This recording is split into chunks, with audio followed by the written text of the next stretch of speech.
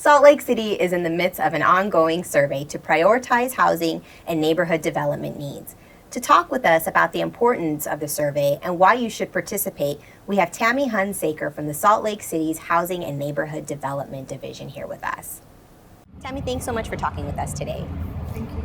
So tell me a little bit about the changing demographics here in Salt Lake City. Salt Lake City is going through tremendous changes. We're seeing population growth throughout the city. We're seeing diversity growing as well, especially on the west side. We're also seeing an increase in senior population as the baby boomers age. And we're seeing a lot of millennials drawn to the city for jobs and school, and they're staying here and looking for housing. So all of these demographic changes impact our housing needs within the city. So with all these changes, how are we addressing those with our housing needs? In housing and neighborhood development, we're working on two plans: a citywide housing plan that will outline housing needs and priorities over the next 5 years, and it will provide a framework for addressing those needs through policy changes, through housing initiatives and programs. And then we're also developing a consolidated plan, which will outline how our federal funding is spent over the next 5 years, including community development block grant funding.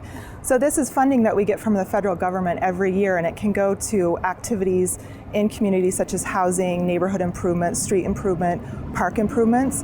So we're outlining all of these priorities to try to integrate a comprehensive housing and neighborhood development plan. The city is encouraging residents to participate by taking an online survey. Can you tell me a little bit about that? The Housing and Neighborhood Development Survey is really reaching out to the citywide population for feedback on what their housing priorities are, what their housing needs are, if they're planning on moving in the next 3 to 5 years, what's triggering that move, what type of neighborhood improvements they're looking for, if their priorities are for parks or trails or transit access. We want to know all this information so we support what the community wants in our activities.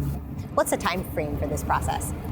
The survey is available through the end of October, and then we'll take that data and start forming our plans, and we will reach back out to the community through various sources to get more input on what our perceived priorities are. And lastly, we're encouraging residents to go online to take the survey. Yes. Good. Okay. Definitely. Thank you so much.